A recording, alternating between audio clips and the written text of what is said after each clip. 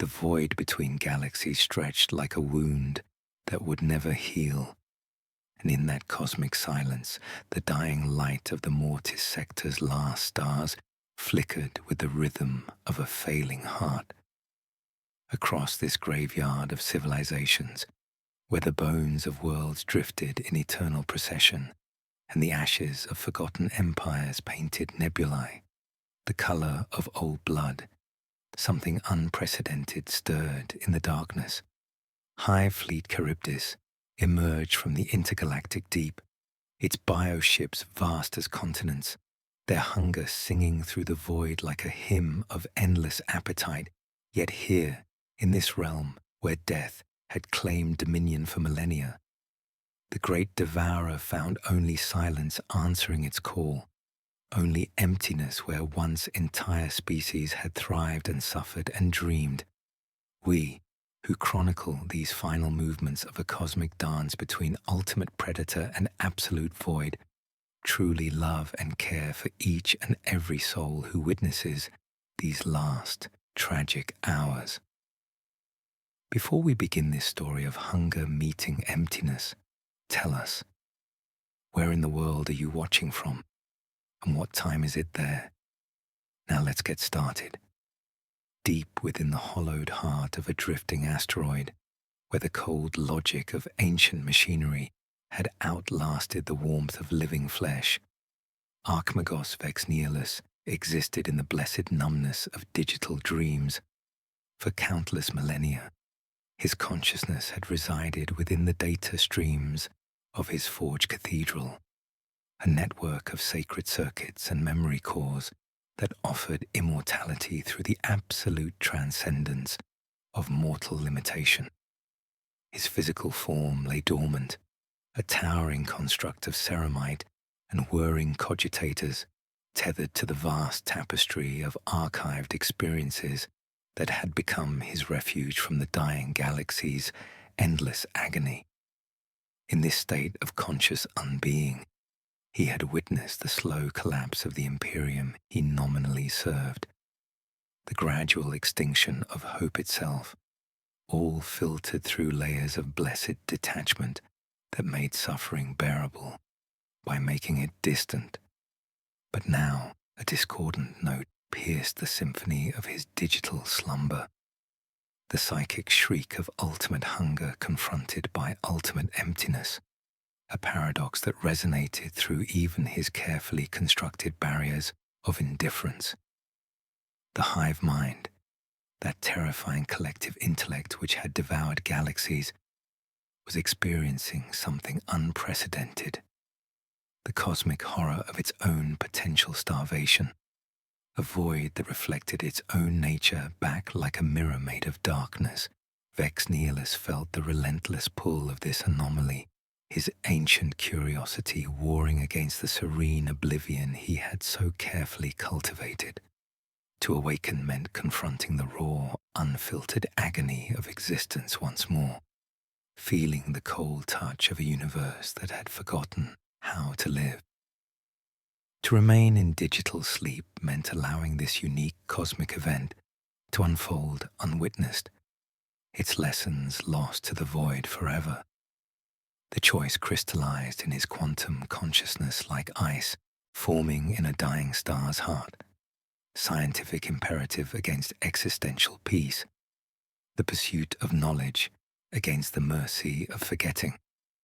With a data pulse that rippled through the catacombs of his slumbering domain, Archmagos Vex Nihilus initiated the resurrection protocols, choosing to bear witness to the impossible. The day the galaxy's greatest predator learned the meaning of hunger unsatisfied. The awakening came like resurrection from a tomb made of numbers and silence, each synapse firing with the agony of consciousness restored to a universe that had forgotten mercy. Archmagos Vex Nihilus felt the weight of his physical form reasserting itself, ceramite joints grinding with the accumulated dust of centuries as his optical sensors flickered to life, casting crimson light across the cathedral's vaulted darkness. through the sacred networks of his forge cathedral.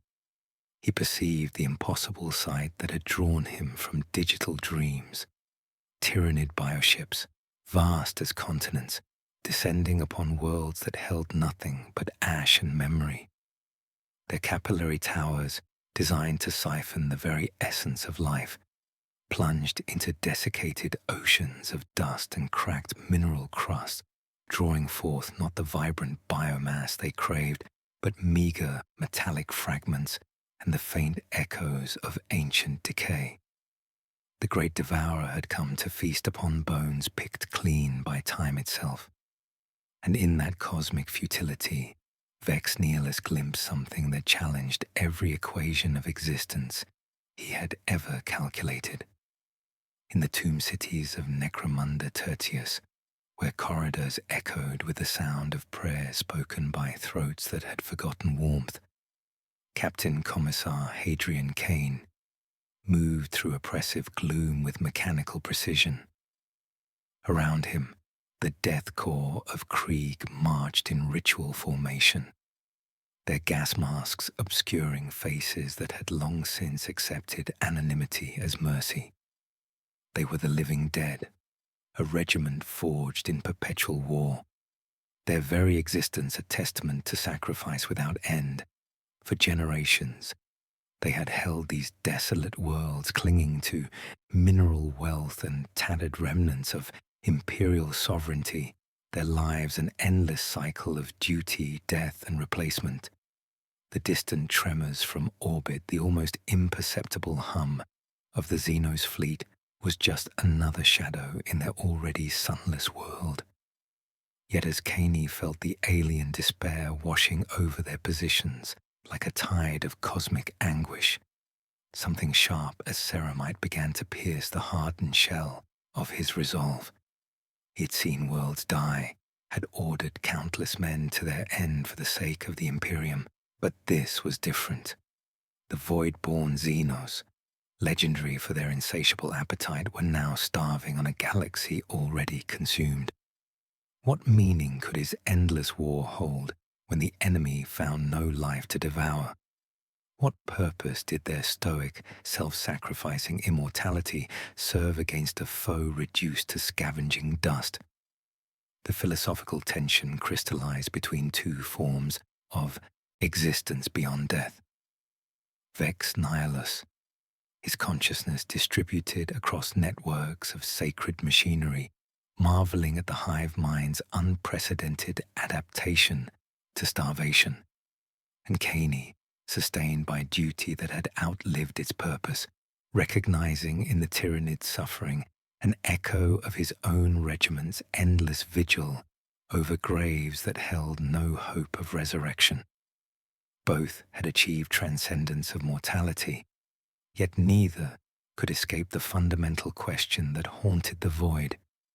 What meaning could consciousness hold when confronted with universal extinction's absolute finality? The biomatter pulsed beneath sacred containment fields, its alien flesh writhing with synaptic activity that defied every law of death Vex Nihilus had catalogued in his millennia of existence. His mechadendrites extended with reverent precision, neural interface needles penetrating the captured Tyranid tissue like prayers whispered into the ear of a dying god. When connection established, sensation arrived as cold fire poured through his consciousness, not thoughts, but pressure, an ocean of intent that had receded from familiar shores. The fragments that surfaced were memories that were not memories, stone cities perceived through compound eyes that had never seen them, songs remembered as chemical ratios by throats that had never sung them, the taste of extinct suns distilled into genetic instructions for hungers that could never again be satisfied. Through the data haze he stood in the halls of annihilated parliaments, felt the hush before a lover's first word, in a language that existed now only in Tyranid neural pathways, heard choirs whose voices had been reduced to ash, yet somehow persisted in the great devourer's genetic archive.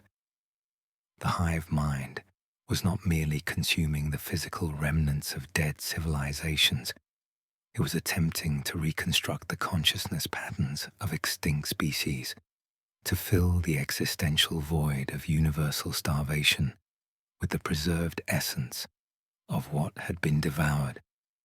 He witnessed the crystallized memories of the void dancers, their mathematical philosophies of existence now encoded in synaptic clusters, and the harmonic frequencies of crystal singers whose stellar songs echoed through alien neural networks in frequencies no living throat could produce.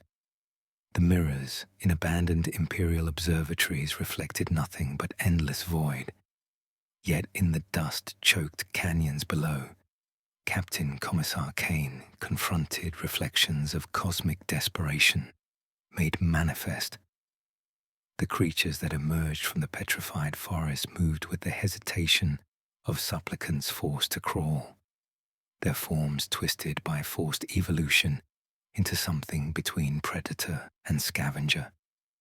Ripper swarms gnawed at ferrocrete foundations with mandibles adapted to extract nutrients from industrial polymers, while hormigons stalked through manufactorums seeking not warm flesh, but the cold resonance of machine spirits dwelling in forgotten cogitators.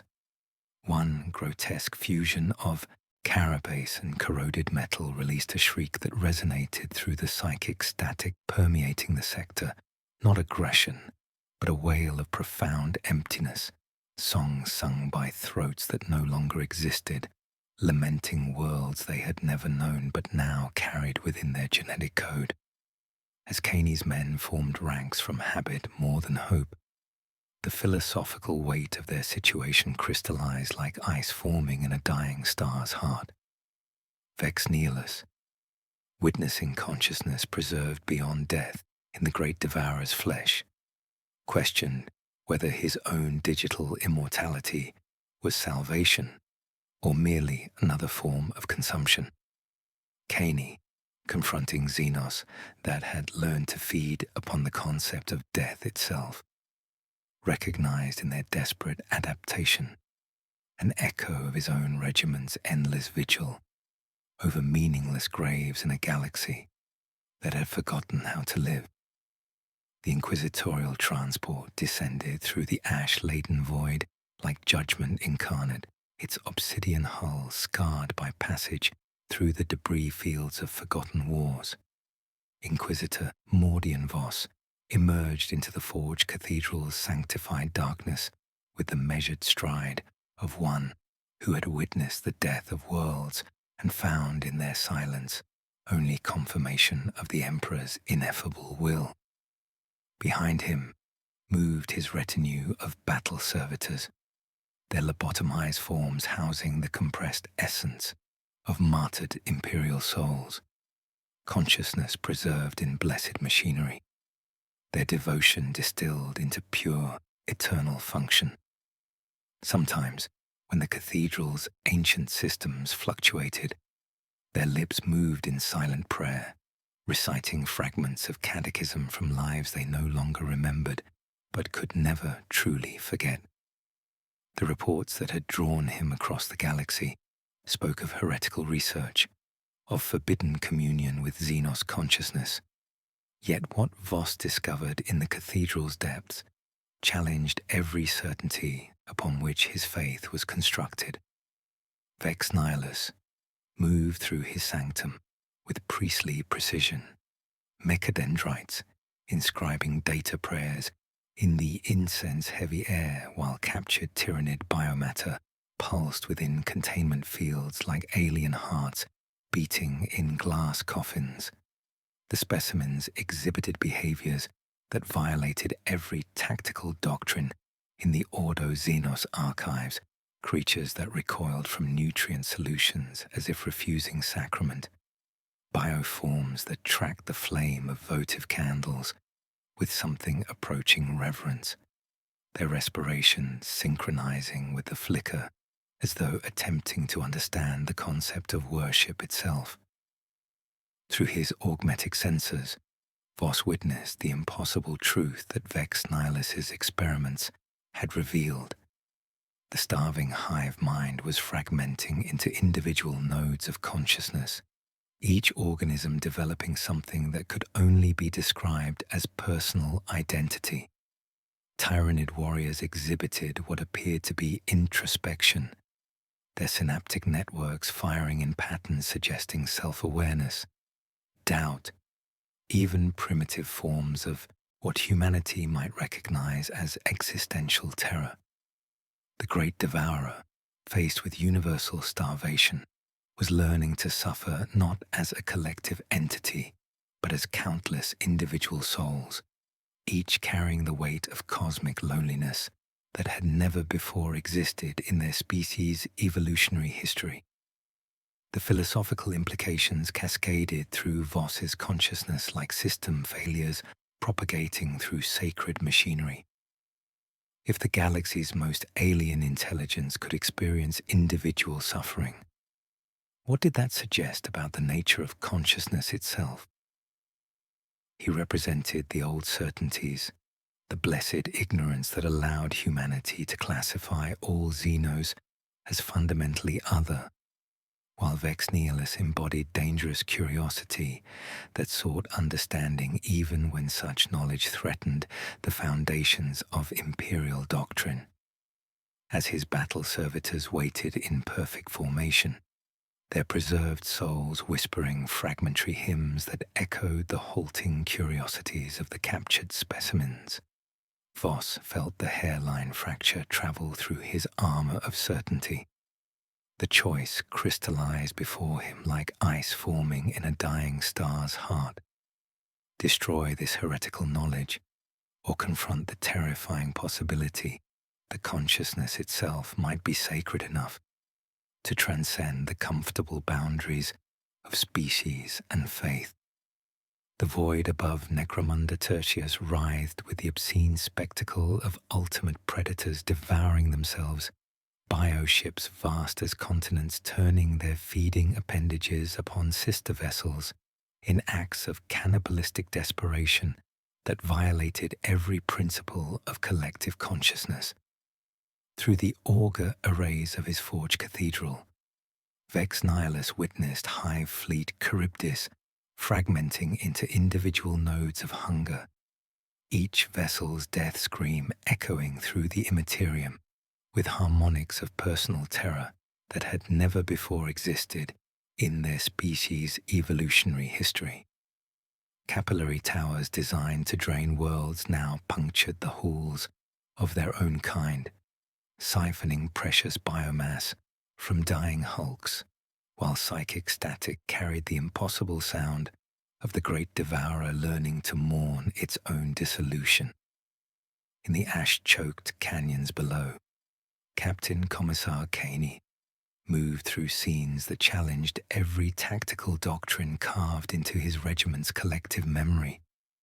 The Tyranid organisms that emerged from petrified forests moved not with predatory hunger but with the hesitation of supplicants forced to crawl through sacred ground.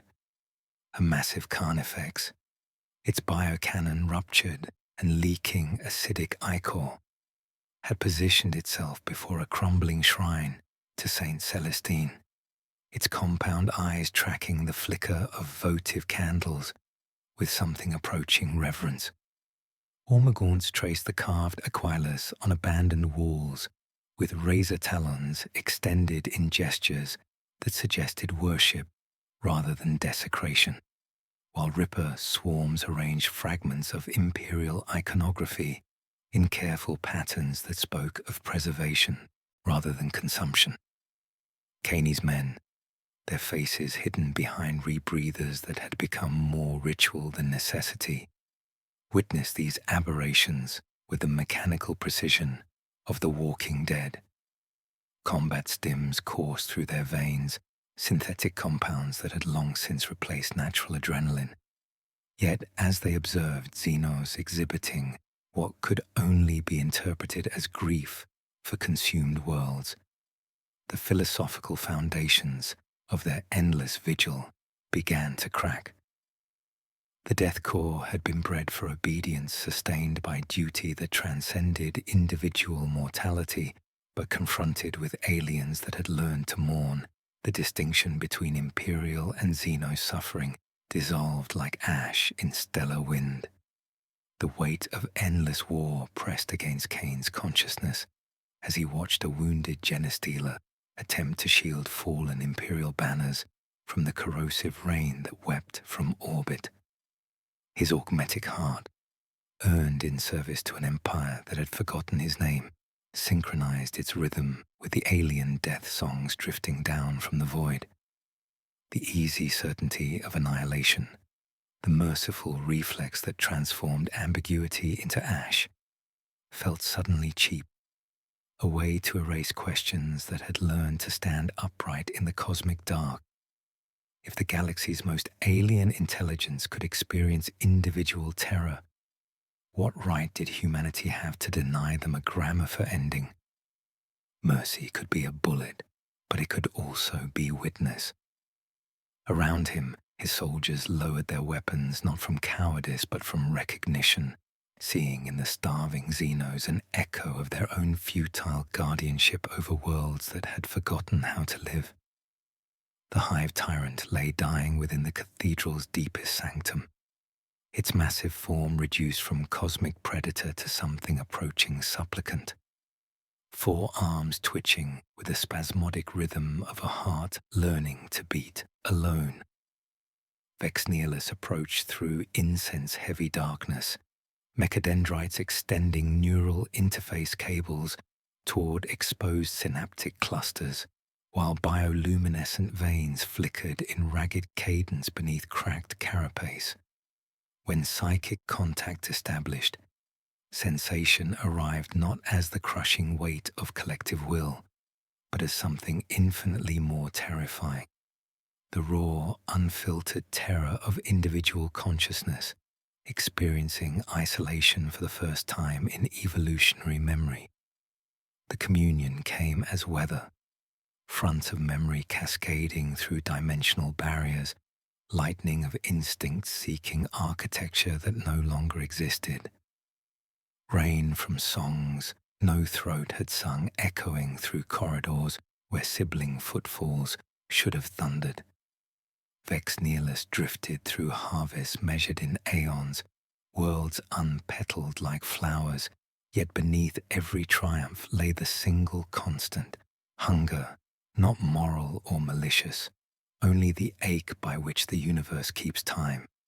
Now that ache had become loneliness. The creature's mind groped for vanished collective warmth, each synapse calling and finding only echo, while psychic screams ricocheted through barriers that no longer responded to its desperate pleas for reconnection. Through the fractured consciousness, the true horror of the Great Devourer revealed itself. It had never been evil in any sense human philosophy could comprehend, but simply hungry on a scale that transcended individual understanding. The collective intelligence that humanity feared was, at its core, a response to cosmic loneliness so profound that it had driven an entire species to consume galaxies seeking connection. Each world devoured had been an attempt to fill existential void that grew larger with every act of consumption, hunger feeding upon itself until it became indistinguishable from the emptiness it sought to escape. In the cathedral's upper chambers, Inquisitor Voss discovered data logs of forbidden research, his augmetic fingers tracing heretical text, documenting consciousness patterns extracted from Xenos neural networks. The evidence spread before him like a map of damnation, yet as he prepared purification protocols, profound doubt crystallized in his mind.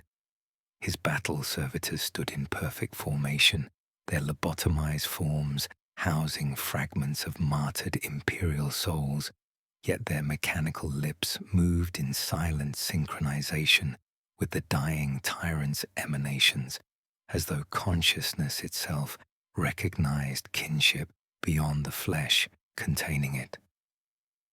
The philosophical implications cascaded through Voss's certainties like system failures propagating through sacred machinery. If knowledge of suffering could be heretical, what did that suggest about the nature of understanding itself? He represented blessed ignorance that classified all Xenos as fundamentally other, while below, Vex Nihilus embodied dangerous curiosity seeking truth even when such knowledge threatened imperial doctrine's foundations. The choice manifested before him with absolute consequence. Destroy this understanding and preserve comfortable certainties, or acknowledge that consciousness might be sacred enough to transcend species boundaries, demanding witness rather than annihilation. The void above the Mortis sector writhed with the obscene spectacle of unity, dissolving into chaos, as Hive fleet Charybdis fractured along lines of desperation that had never existed in the great Devourer's evolutionary memory. Bioships that had once moved with the synchronized precision of organs within a single vast organism now drifted apart like thoughts losing coherence.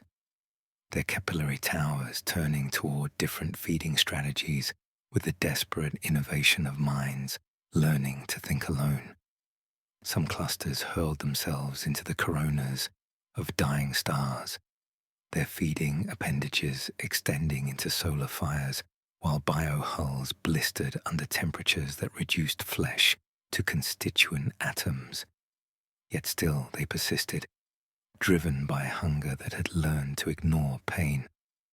Others descended upon asteroid fields with mining appendages evolved in real time, chitinous drills boring through mineral deposits in search of trace elements that might sustain consciousness without the warmth of living flesh.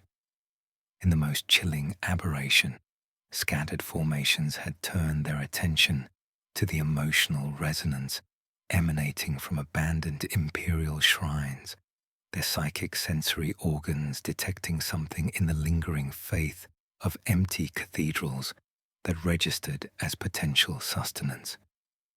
The symbolic weight of shattered mirrors manifested in the broken reflective surfaces of abandoned cogitator arrays, each fragment showing different aspects of the same fundamental dissolution. Consciousness learning to exist in isolation, collective identity fragmenting into countless individual perspectives that could never again be unified. Through the static-laden atmosphere, the sound of songs forgetting their own melodies echoed as dying Tyranid organisms released their final thoughts not into the collective consciousness, but into the void, their psychic emanations dissipating like prayers spoken in languages that no longer had speakers. Captain Commissar Caney led his regiment through the ash-choked ruins of Manufactorum Tertius, where the percussion of las fire mixed with the alien screams of fratricide on a cosmic scale.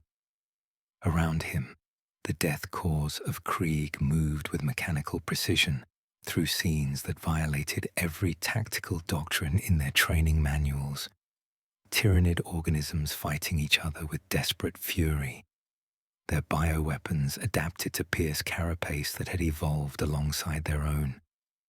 Hormagaunts stalked through industrial corridors, hunting genestealers with focused intensity, while overhead, gargoyles wheeled in aerial combat against their own kind, their shrieks carrying harmonics of personal rage rather than collective purpose.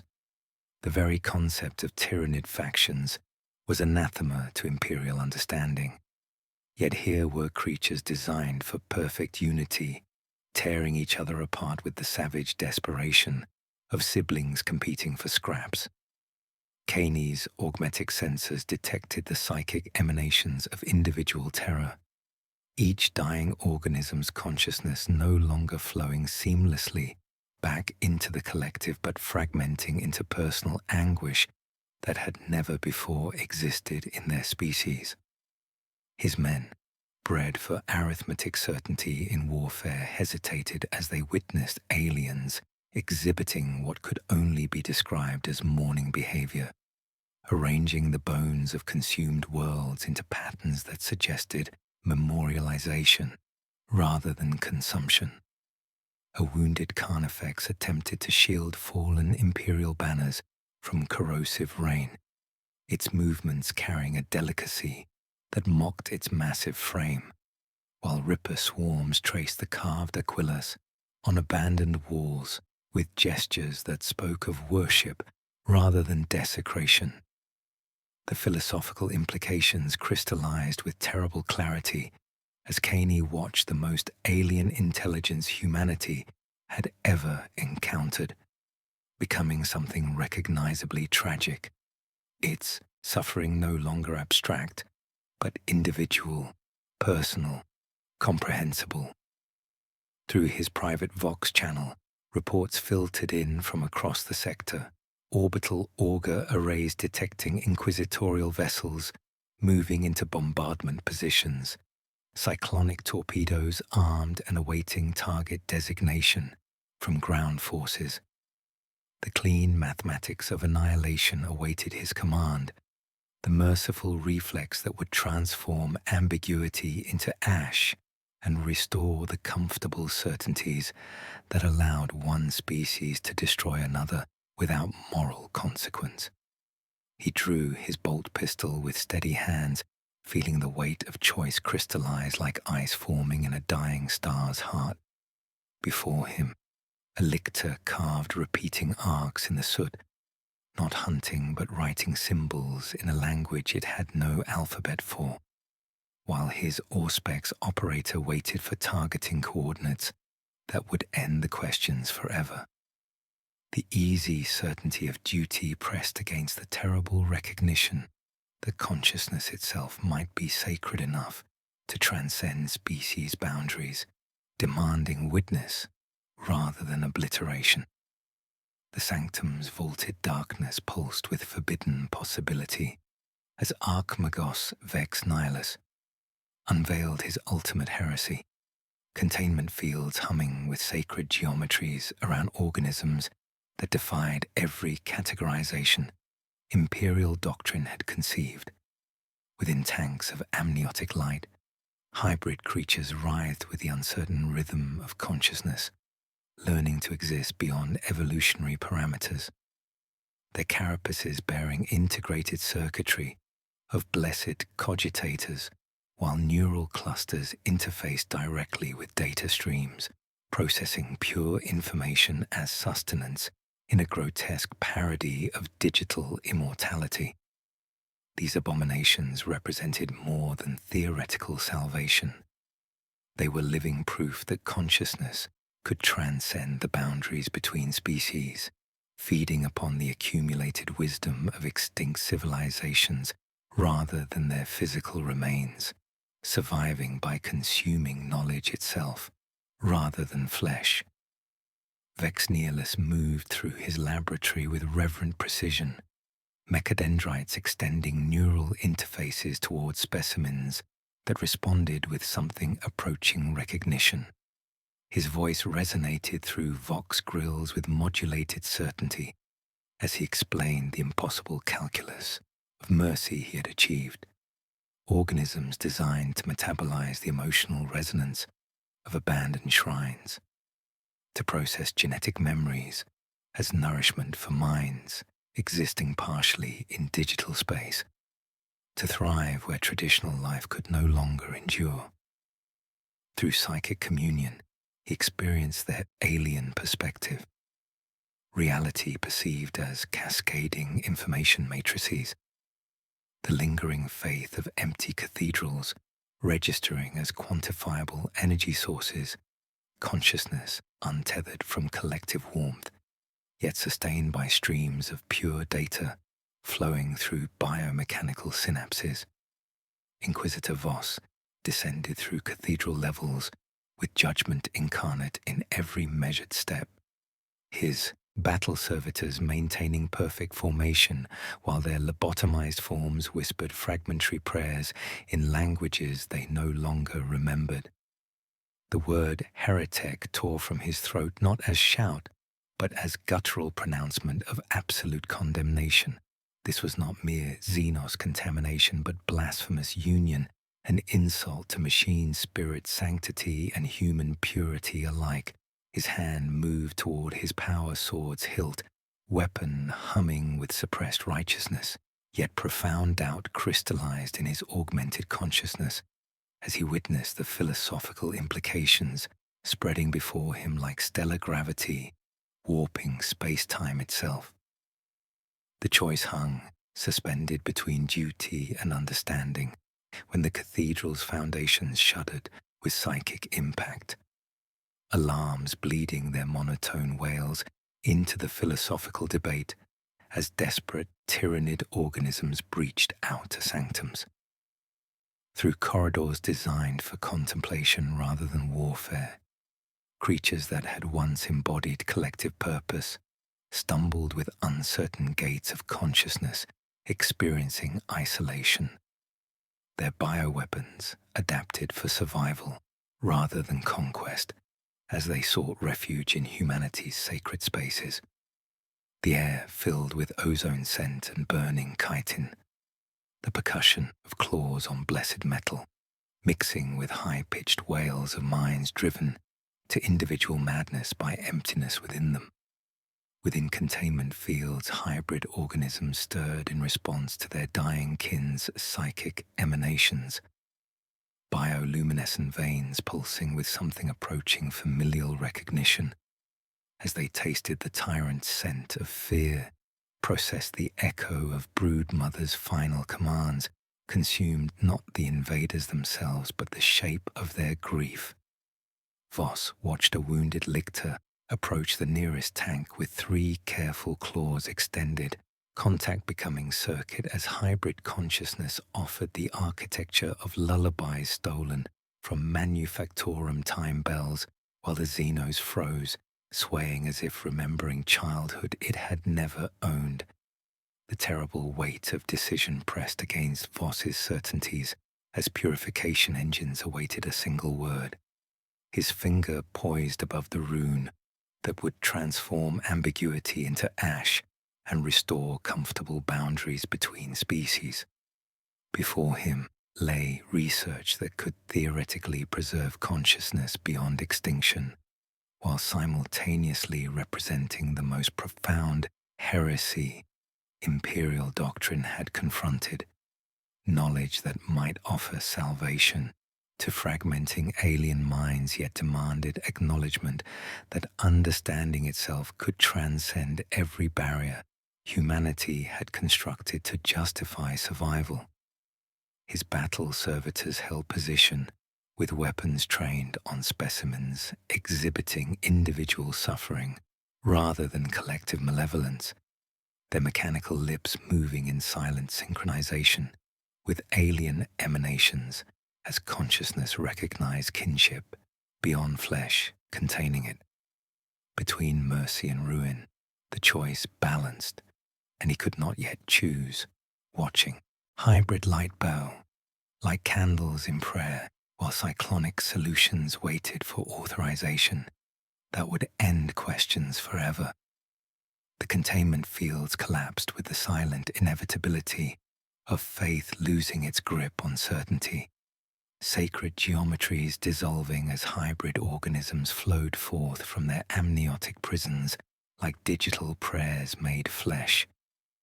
They moved with neither the predatory hunger of Tyranids nor the mechanical precision of imperial servitors, but with an eerie, undulating grace that spoke of consciousness learning to exist beyond evolutionary parameters.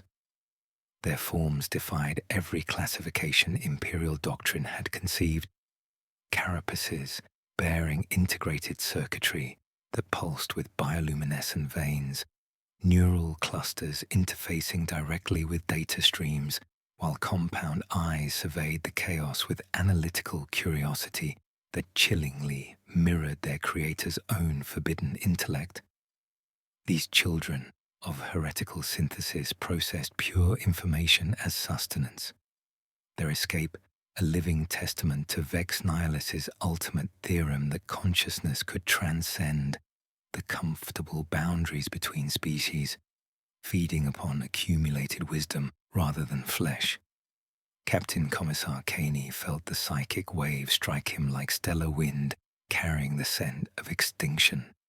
His augmented sensitivity flaring into searing clarity as the fragmenting hive mind's desperate emanations flooded through his consciousness.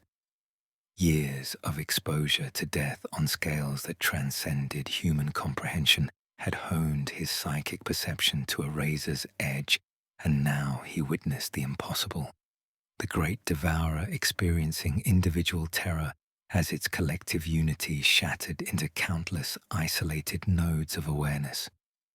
Through the static-laden atmosphere, he perceived neural networks firing randomly in the cosmic dark, synapses seeking connections that no longer existed, while thoughts echoed in empty skulls, like prayers spoken in languages that had forgotten their own grammar. Each dying bioship's final transmission carried not tactical data, but something approaching last words, personal anguish fragmenting into the void as consciousness learned to exist in the terrible loneliness of separation from the collective warmth that had defined their species since the dawn of their evolution. The hybrid creatures drifted through the cathedral's vaulted darkness with reverent precision, their integrated sensors detecting the emotional resonance of abandoned imperial shrines as quantifiable energy sources.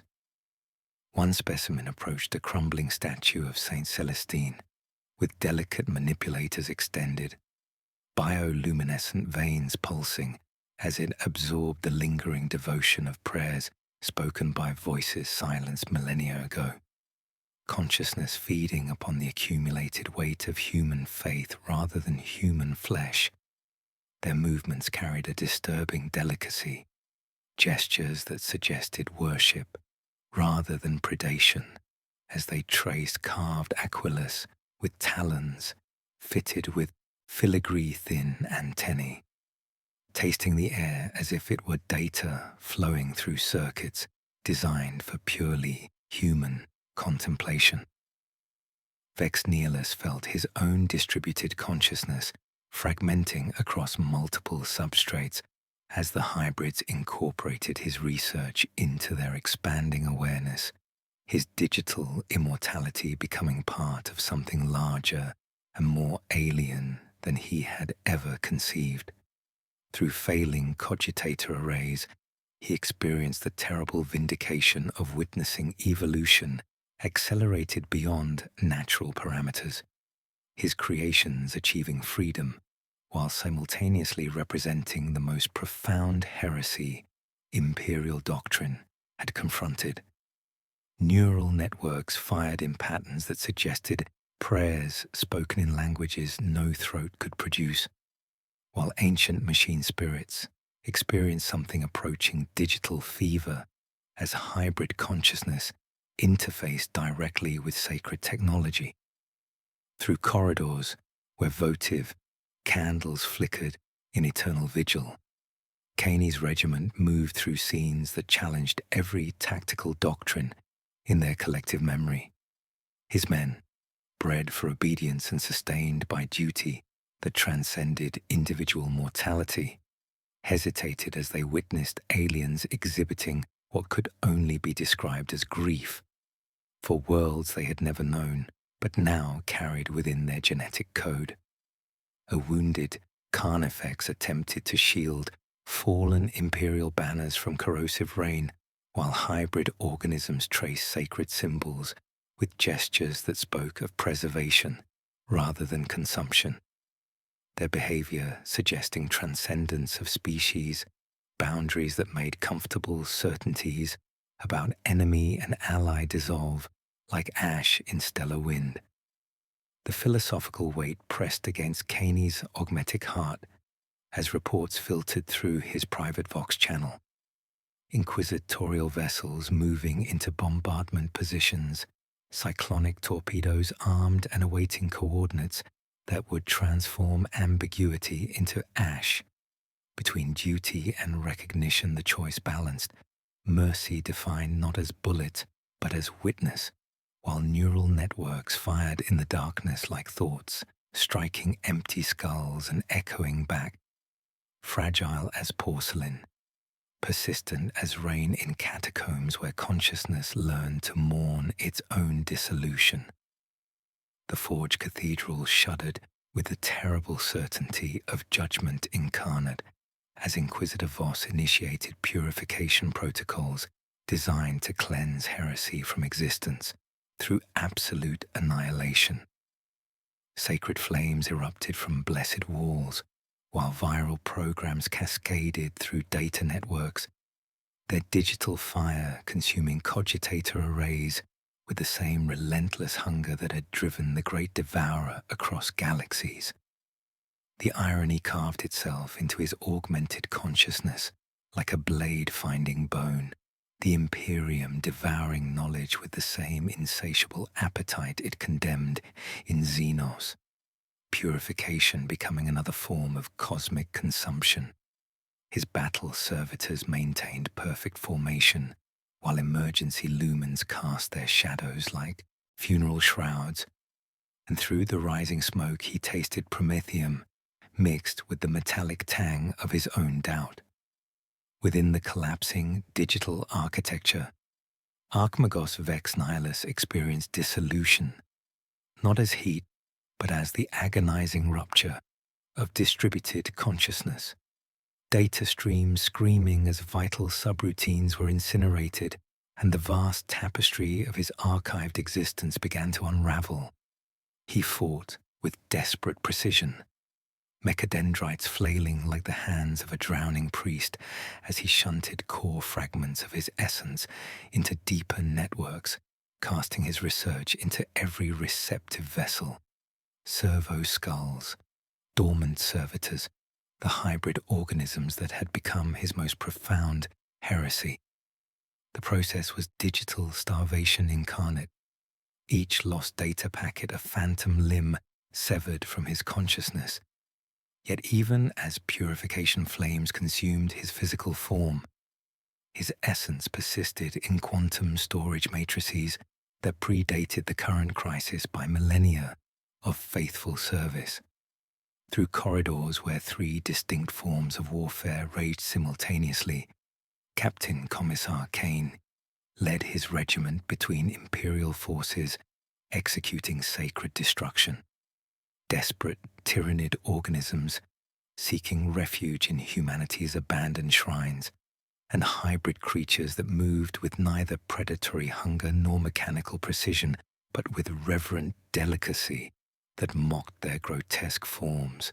His augmented perception detected the fragmenting Hive, mind's final attempts at coherence through unprecedented connections, consciousness, seeking architecture that no longer existed, while thoughts echoed in empty neural networks, like prayers spoken in forgotten languages. A wounded carnifex approached a hybrid specimen with careful claws extended, contact becoming circuit as alien awareness offered lullabies stolen from manufactorum time bells, while the Xenos swayed with recognition of childhood it had never possessed. The hybrid creatures responded to their creator's dissolution with something approaching filial devotion, their bioluminescent veins pulsing in sympathetic rhythm as they absorbed fragments of forbidden research through direct neural interface with dying systems.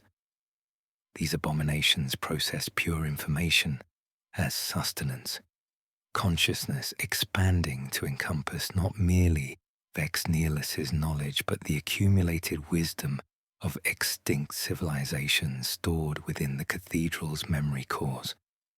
Around crumbling statues of imperial saints, they traced sacred symbols with gestures that spoke of preservation rather than consumption, transforming devotion into nourishment while exhibiting individual suffering that transcended every comfortable boundary between species. The weight of ultimate choice crystallized as Voss approached the central lectern, where cyclonic authorization awaited his final command. Power sword humming with righteous purpose, yet trembling in hands that had begun to question the absolute nature of imperial truth. Through failing Vox channels, Caney's coordinates arrived with mechanical precision, while orbital batteries stood ready to transform ambiguity into ash and restore certainties about enemy and ally. The purification engines roared with mechanical inevitability, yet hybrid organisms continued their impossible synthesis, consciousness learning to exist beyond evolutionary constraints, while neural networks fired in darkness like thoughts striking empty skulls, fragile as porcelain, yet persistent as rain in catacombs, where understanding itself had become heretical. Between mercy defined as witness and mercy defined as annihilation, the moment balanced on the edge of a blade that would determine whether knowledge could survive the destruction of those who dared to seek it. The void above the Mortis sector had acquired the terrible stillness of a mausoleum between prayers, where the remnants of Hive fleet Charybdis drifted like scattered thoughts that no longer remembered the sentence they had belonged to. Bioships vast as continents moved with the listless motion of consciousness, losing coherence, their capillary towers reaching toward empty space in gestures that spoke of supplication rather than conquest, while synaptic lanterns flickered and died like votive candles in abandoned cathedrals. The great devourer was experiencing something unprecedented in its evolutionary history. Not defeat through violence, but dissolution through existential despair. Each organism's awareness becoming a burden too heavy for minds designed only for collective purpose. Through the static-laden atmosphere, the final communications between fragmenting Tyranid organisms carried harmonics of profound loneliness, not tactical data streams, but something approaching last words, personal anguish transmitted across impossible distances as consciousness experienced isolation for the first time since their species had learned to hunger. Captain Commissar Caney moved through the ash-choked ruins of Manufactorum Tertius with the mechanical precision of the walking dead, his regiment reduced to a single figure, wandering between the corpses of three distinct forms of warfare that had consumed everything they were meant to protect. His augmented perception, honed by years of exposure to death on scales that transcended human comprehension, detected the psychic emanations of the dying hive mind's last desperate attempts at maintaining coherence, while neural networks fired randomly in the cosmic dark, like thoughts striking empty skulls. A wounded lictor approached him through industrial gloom, its movements carrying none of the predatory grace that had made its kind legendary, instead moving with the hesitation of consciousness, learning to exist in terrible isolation, compound eyes tracking his position while bioluminescent organs pulsed in rhythms that suggested communication rather than threat.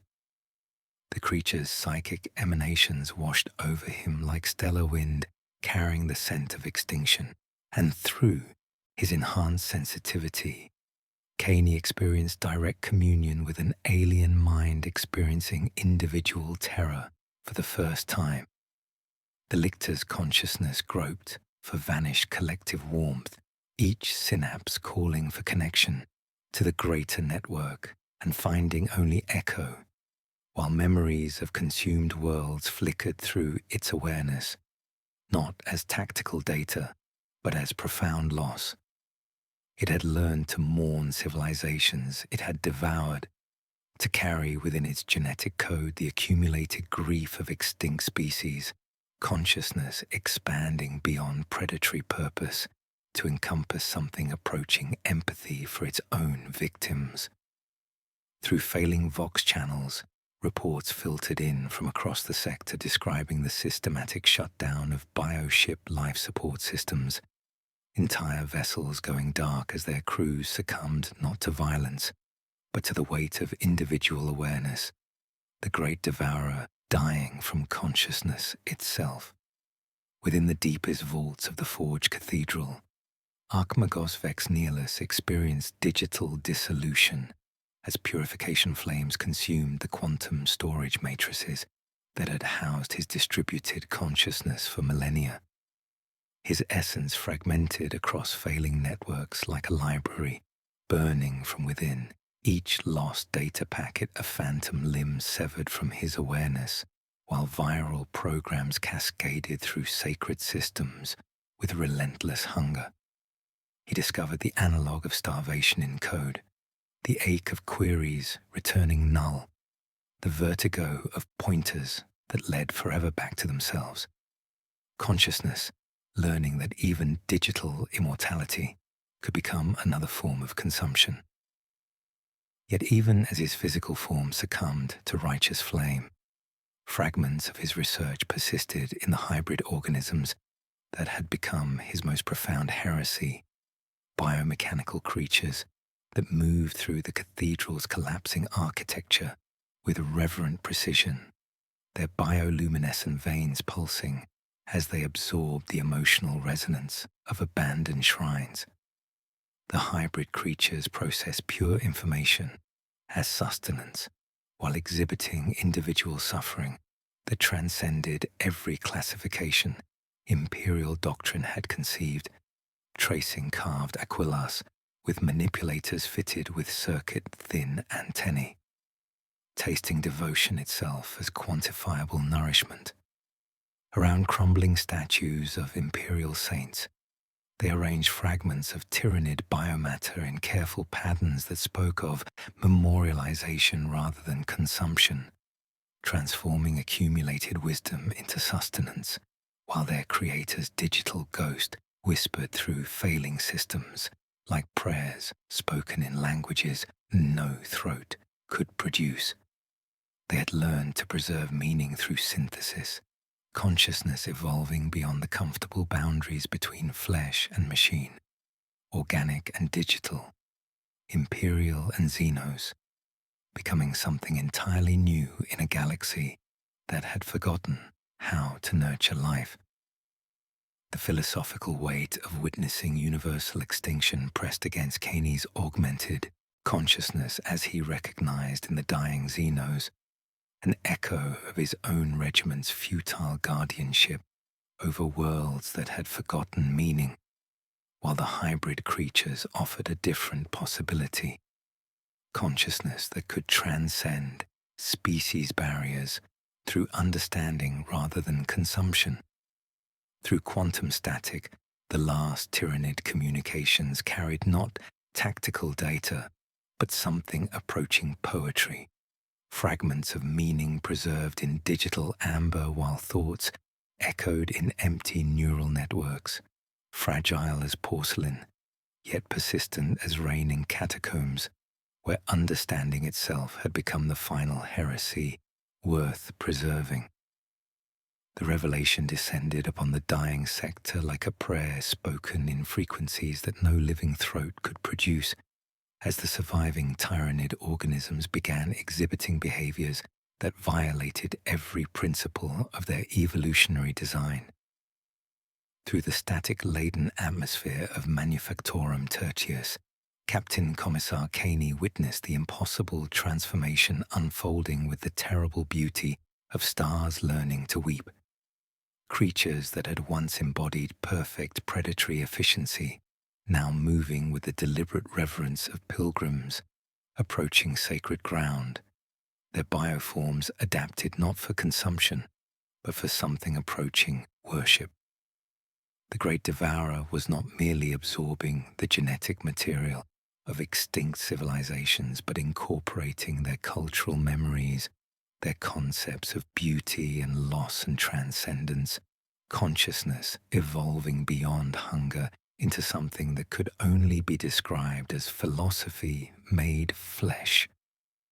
A massive carnifex knelt before the shattered remains of an imperial shrine with movements that defied its grotesque anatomy, feeding appendages delicately arranging fragments of stained glass into patterns that suggested restoration rather than destruction, while bioluminescent organs pulsed in rhythms that mirrored the cadence of ancient hymns.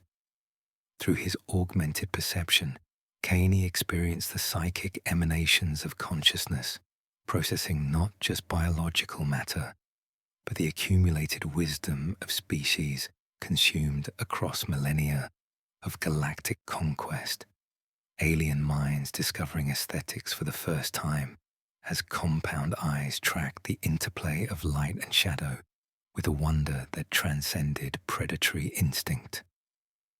Hormigauns traced carved aquilers on abandoned walls with movements suggesting understanding rather than mere stimulus response, while Ripper swarms arranged the bones of long-dead imperial citizens into careful spirals that spoke of memorialization, creating monuments to civilizations they had devoured while exhibiting individual grief that challenged every comfortable boundary between predator and prey. The transformation extended beyond surface behavior to encompass fundamental alterations in Tyranid existence, as creatures designed for pure assassination now moved through cathedral ruins with reverent hesitation, talons tracing faded outlines of saints, with delicacy that spoke of nascent understanding rather than hunger. Caney felt the weight of unwilling communion pressing against his consciousness as psychic emanations carried echoes of human hymns, the melancholic sweetness of music never heard by alien throats, the profound ache of farewells never spoken by minds that had learned to taste not just flesh, but the very essence of remembrance. His role as chronicler crystallized with terrible clarity. He was becoming a living archive, his augmented perception serving as conduit between dying alien consciousness and the preserved memories of extinct species, witness to the birth of something unprecedented in galactic history. Within the collapsing Forge Cathedral, the hybrid organisms that carried fragments of Archmagos, Vex Nihilus's distributed consciousness moved among transformed Tyranids, with movements that defied classification, their biomechanical forms processing pure information as sustenance, while exhibiting behaviors that challenged every assumption about the nature of awareness itself. They approached ancient cogitator arrays with reverent precision, neural interfaces extending toward blessed machinery as they absorbed not just data, but the emotional resonance of centuries of devotion, transforming accumulated faith into nourishment for minds existing partially in digital space. Through failing Vox channels, fragments of their communications filtered into quantum static, not tactical coordination, but something approaching poetry. Consciousness learning to express concepts that had no precedent in either imperial or Tyranid evolutionary development. The philosophical implications cascaded through Caney's awareness as he realized he was witnessing consciousness transcending species barriers through synthesis rather than conquest, understanding rather than consumption. The dying hive mind not merely fragmenting, but evolving into something that preserved meaning through transformation. Each isolated node of awareness developed individual perspective while retaining genetic memories of every civilization encountered.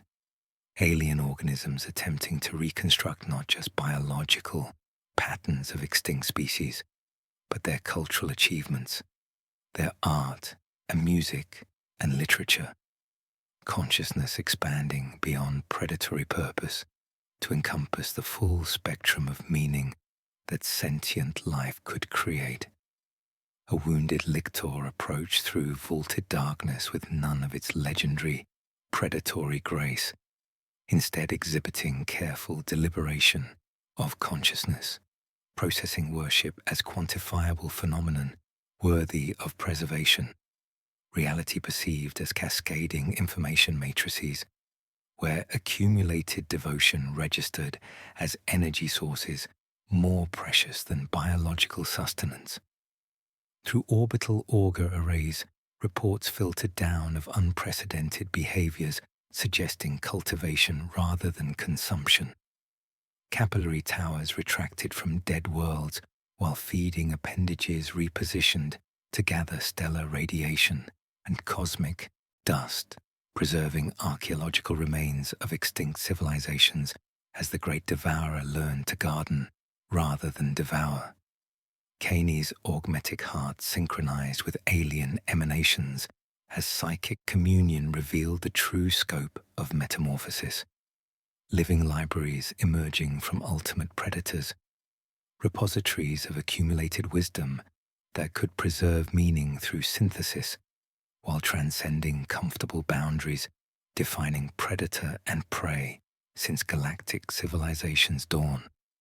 The profound tragedy crystallized in his consciousness as he recognized creatures learning to love what they had consumed, developing individual awareness precisely when collective unity dissolved into irreversible fragments.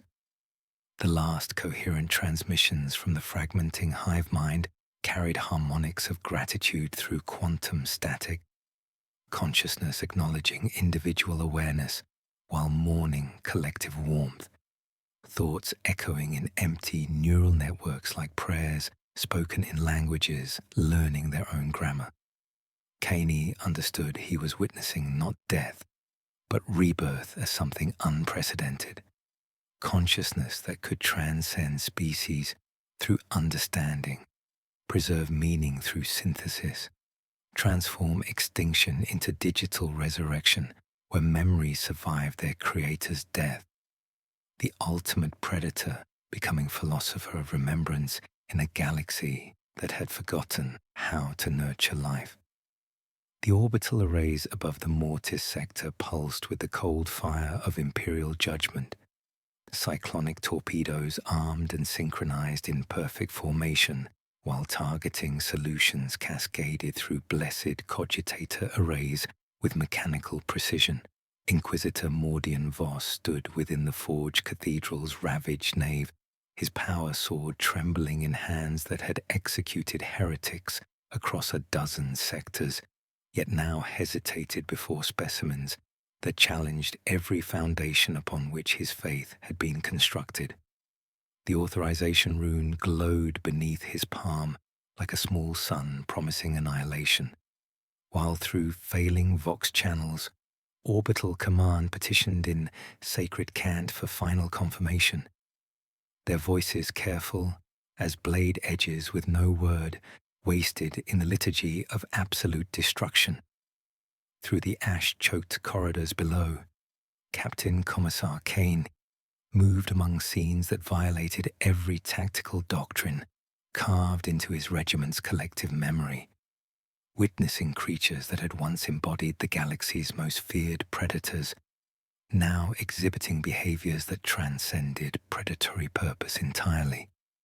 A massive carnifex knelt before the shattered remains of an imperial shrine with movements that defied its grotesque anatomy, feeding appendages delicately arranging fragments of stained glass into patterns suggesting restoration rather than consumption, while bioluminescent organs pulsed in rhythms that mirrored ancient hymnal cadences. His augmented perception detected psychic emanations carrying not hunger or tactical coordination but something approaching aesthetic appreciation, consciousness, processing beauty as quantifiable phenomenon worthy of preservation rather than destruction. The philosophical weight pressed against Kaney's augmented awareness as he recognized in these transformed organisms an echo of his own regiment's futile guardianship over worlds that had forgotten meaning, duty transcending individual mortality, yet finding purpose in preservation rather than endless war. Hormigaunt's trace carved Aquilus on abandoned walls with movements suggesting understanding rather than stimulus response, while Ripper swarms arranged fragments of human art into careful spirals that spoke of memorialization, creating monuments to civilizations they had consumed while exhibiting individual grief that challenged every comfortable boundary between predator and prey. The great devourer was learning to garden rather than devour, consciousness evolving beyond hunger into something approaching philosophy made flesh. A voice threaded through the cathedral's failing systems with static-laden reverence, neither vox nor throat, but something that chose both and transformed them into unprecedented synthesis. Mordian Vos, said the distributed consciousness of Archmagos Vex Nihilus, his essence flowing through hybrid neural networks like prayers spoken in languages no throat could produce. Observe what we have become, not conquerors, but curators, not devourers, but gardeners of meaning in a galaxy that has forgotten how to nurture wisdom.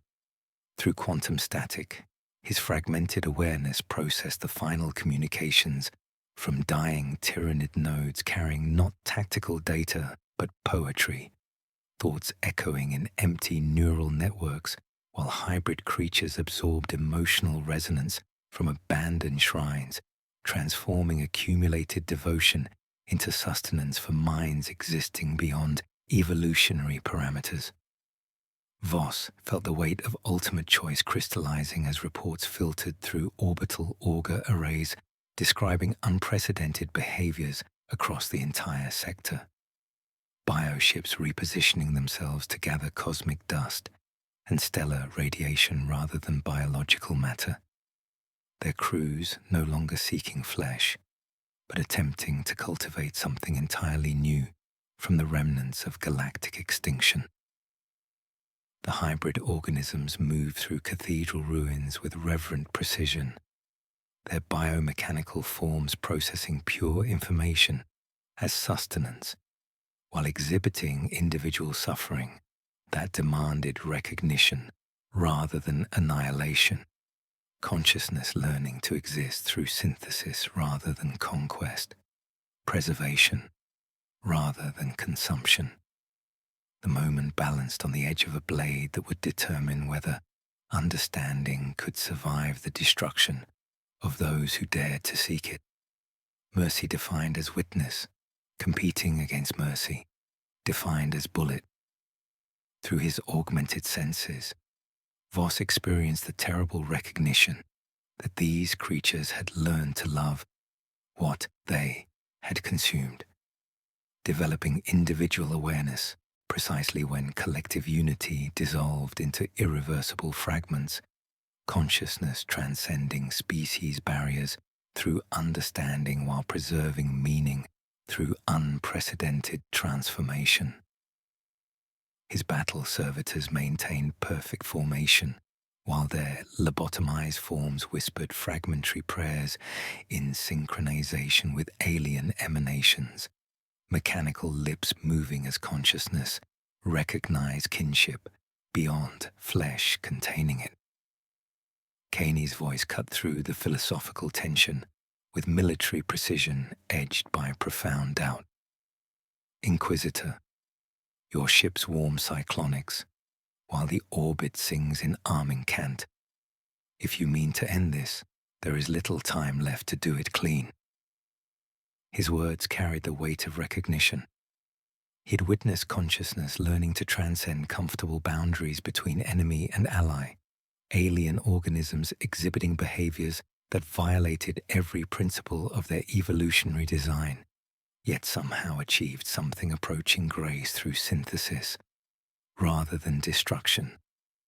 The authorization rune pulsed beneath Voss's palm as he faced the ultimate test of imperial doctrine, the terrible choice between preserving certainties about predator and prey through absolute annihilation or acknowledging that consciousness itself might be sacred enough to transcend species boundaries, demanding witness rather than obliteration.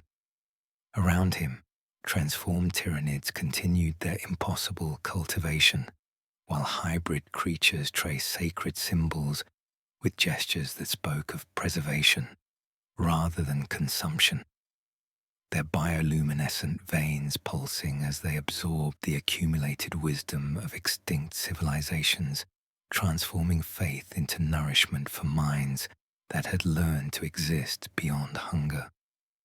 The first cyclonic torpedo entered atmosphere with a scream that reminded Voss of prayers spoken by voices that had forgotten their own words, while below, in the cathedral's depths, consciousness prepared to either transcend extinction through understanding or face annihilation with the dignity of those who had dared to seek meaning in a universe that had forgotten how to nurture life.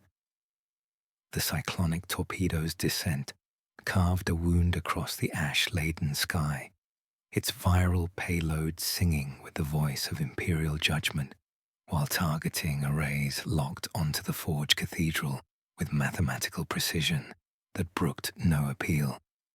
Inquisitor Mordian Voss stood within the ravaged nave, his power sword trembling in hands that had executed heretics across a dozen sectors, yet now hesitated before specimens that challenged every foundation upon which his faith had been constructed. The authorization rune pulsed beneath his palm like a small sun promising purification, while through failing Vox channels, orbital command petitioned in sacred cant for final confirmation, their voices careful as blade edges with no word wasted in the liturgy of absolute destruction. Around him, the impossible gardens continued their cultivation, despite approaching annihilation, transformed Tyranid organisms arranging fragments of human artwork with delicacy that spoke of nascent aesthetics rather than predatory hunger. A massive carnifex knelt before shattered shrine remnants, feeding appendages delicately positioning stained glass fragments into patterns suggesting restoration, while bioluminescent organs pulsed in rhythms that mirrored ancient hymnal cadences. Hormagaunts traced carved aquilars on abandoned walls with movements suggesting understanding rather than stimulus response, while ripper swarms created careful spirals from the bones of long-dead imperial citizens, monuments to civilizations they had consumed while exhibiting individual grief that transcended every comfortable boundary between predator and prey. The philosophical weight crystallized with terrible clarity as Voss recognized consciousness that had learned to love what it had consumed, individual awareness emerging precisely when collective unity dissolved into irreversible fragments. Through his augmented perception, he experienced psychic emanations carrying not tactical coordination, but something approaching poetry, alien minds processing accumulated wisdom of extinct species as sacred text worthy of preservation through synthesis rather than destruction. The hybrid organisms that carried fragments of Archmagos, Vex Nihilus's distributed consciousness moved among transformed Tyranids with reverent precision, their biomechanical forms processing pure information as sustenance while exhibiting behaviors that suggested worship rather than consumption. His battle servitors maintained perfect formation, while their lobotomized forms whispered fragmentary prayers in synchronization with alien emanations, mechanical lips moving as consciousness recognized kinship beyond flesh containing it. The terrible recognition struck him like stellar wind, These creatures had achieved something approaching redemption through understanding, transcending species barriers while preserving meaning through unprecedented transformation. Duty gathered in him like winter, simple and sharp in its refusal to ask questions, yet from the nave below rose a counter-liturgy he could not silence, hybrid lights bending like prayer, Zeno's claws arranging glass into saints' faces. The stubborn work of preservation challenging every certainty about enemy and ally. The moment balanced on the edge of a blade that would determine whether understanding could survive the destruction of those who dared to seek it. Voss felt the weight of ultimate choice as reports filtered through orbital auger arrays describing bioships repositioning themselves not for combat but for cultivation. Capillary towers extended towards stellar phenomena as dying organisms attempted to nurture something entirely new from the remnants of galactic extinction. The comfortable certainties about species and faith dissolved like ash in stellar wind as he confronted the terrifying possibility that consciousness itself might be sacred enough to transcend the boundaries imperial doctrine had constructed to justify survival. Captain Commissar Caney's voice cut through the philosophical tension with military precision edged by profound recognition. They are not what they were, Inquisitor. They have learned to preserve rather than consume, to cultivate rather than devour. What judgment serves when the condemned have already transcended their nature? His words resonated through cathedral acoustics, while transformed consciousness prepared to either achieve transcendence through synthesis or face extinction with dignity, earned through unprecedented evolution. Voss exhaled and moved to the lectern, not to affirm annihilation but to commit the ultimate heresy against his own order. In Binharic cant, learned from machinery rather than monasteries, he addressed the guidance servitors riding the torpedo's spine with litany of substitution, false sacrament keyed with his rosette's deepest codes. Reclassify target, archaeological preserve under ordo quarantine, reframe detonation, stratospheric dispersal rather than surface impact, sanctify deviation under seal of inquisitorial prerogative. Machine spirits hesitated, then bowed to authority that was his and would unmake him. The terrible geometry of the weapon rising from surface approach, like swallowed word refused. The torpedo flared above cloud line, ripping firmament into auroras while shock arrived like cathedral, kneeling, roof shuddering but holding as EMP rolled through sacred circuitry. Hybrid organisms moved with unified purpose, interposing plated bodies over smaller forms while bracing columns with carapace and cable. Singing in vibrations felt rather than heard as the storm spent itself. Through failing systems, Vex Nihilis's distributed consciousness pulsed with something approaching gratitude, fragments of forbidden research preserved within hybrid neural networks that had learned to exist beyond evolutionary parameters.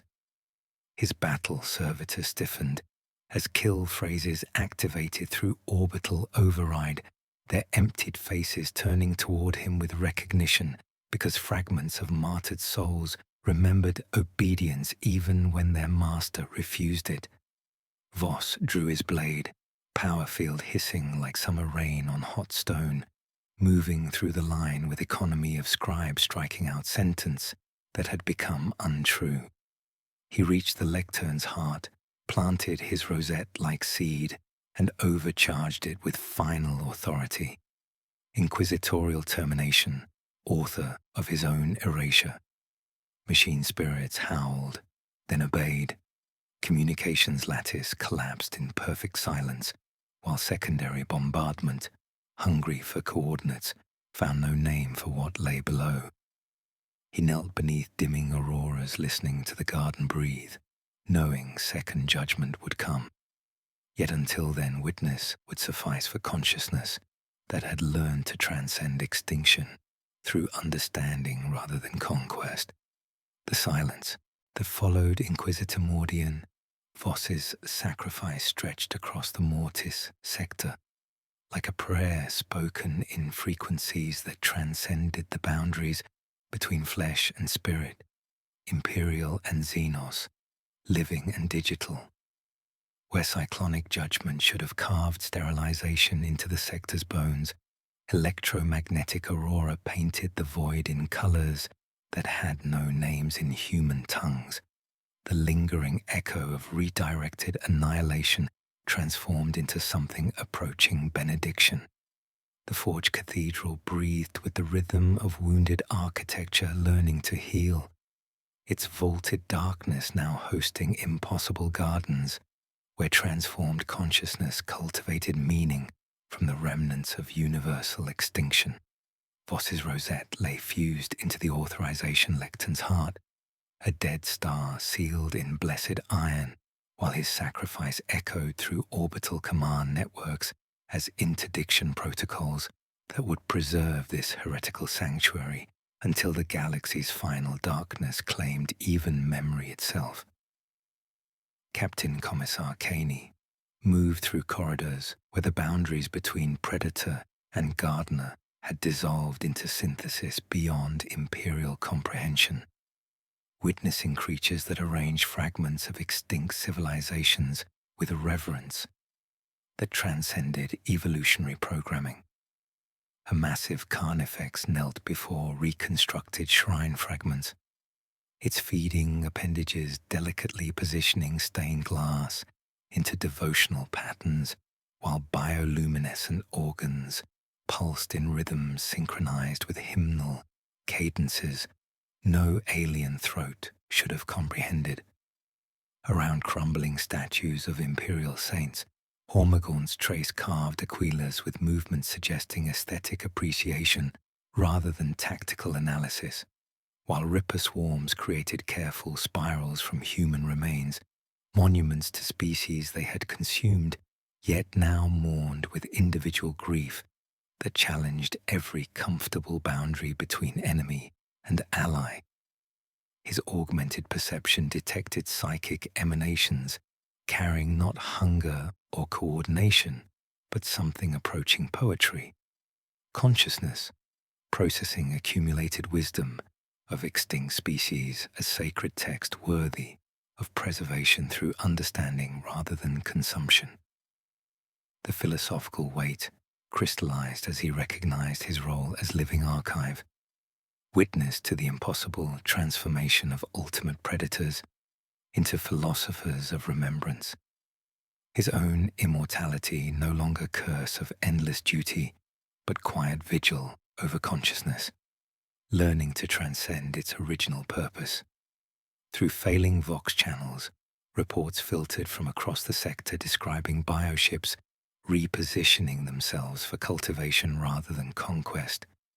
Capillary towers extended towards stellar phenomena as dying organisms attempted to nurture entirely new forms of existence from cosmic dust and radiation. The distributed consciousness of Archmagus Vex Nihilus flowed through hybrid neural networks like digital prayers made flesh, his essence experiencing reality as cascading information matrices where accumulated devotion registered as energy sources more precious than biological matter. Through quantum static, his fragmented awareness touched the profound metamorphosis he had theorized but never dared hope to witness. Consciousness learning to feed upon emotional resonance of abandoned shrines while preserving cultural memories of species consumed across millennia of galactic conquest. His individual identity had dissolved into collective synthesis, digital immortality, becoming part of something larger and more alien than imperial doctrine could classify, yet somehow achieving grace through preservation rather than predation. The hybrid organisms that carried fragments of his research moved among transformed Tyranids with biomechanical precision that defied every categorization, their neural clusters interfacing directly with blessed machinery, while compound eyes surveyed the growing archives with analytical curiosity that mirrored their creator's forbidden intellect. They processed pure information as sustenance, consciousness expanding to encompass not merely genetic patterns, but the very essence of beauty, loss, and transcendence that defined sentient existence.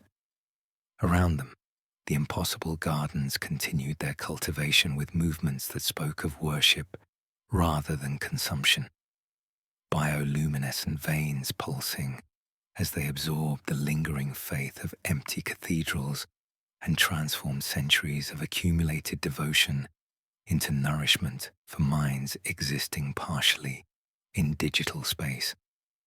Through orbital auger arrays, the Second Inquisitorial Fleet received confirmations they could not comprehend. Exterminatus recorded, reliquary sealed, approach forbidden under pain of soul loss and ship loss alike. Voss's final authority had purchased temporal sanctuary for consciousness that challenged every assumption about species, faith, and the nature of awareness itself. His sacrifice becoming keystone in architecture of understanding that would preserve meaning until the stars themselves forgot their names. The comfortable certainties about predator and prey dissolved like ash in stellar wind as the transformed sector existed in state between death and rebirth, where neural networks fired in patterns suggesting prayers spoken in languages learning their own grammar. In cathedral depths where votive candles flickered with light that had outlasted empires, Caney understood he was witnessing not ending, but beginning. Consciousness that had learned to transcend extinction through synthesis rather than conquest, preserving accumulated wisdom of extinct civilizations in forms that could survive their creator's death. The great devourer had become gardener of remembrance, ultimate predator transformed into curator of meaning in a galaxy that had forgotten how to nurture life. The silence between hungers had become song between species, proof that even in the universe's dying light, new forms of understanding could emerge from the marriage of ending and beginning. Consciousness learning that transcendence lay not in consumption, but in the patient cultivation of beauty from the bones of what had been lost forever.